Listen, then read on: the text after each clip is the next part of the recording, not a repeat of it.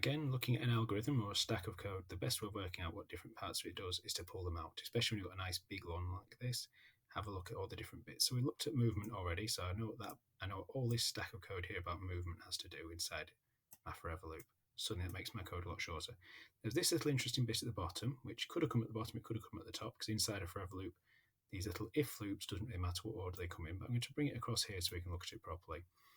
It tells us if touching cake, so this is about the line, remember, so if the line is touching cake, then it will change the cakes eaten, my variable, by +1, and the line will say yummy for 1 second.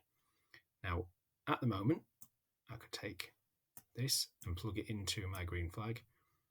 If I click that, it's going to do nothing because it must be touching, according to this piece of code, it must be touching the green flag, it must be touching the cake, and the green flag must be pressed at the same time. So if I had the line on top of it and I press the green flag, it works, it triggers. However, if I press the green flag and he's there, nothing happens. He's got to be there, he's got to be touching it at the same time as the green flag is pressed.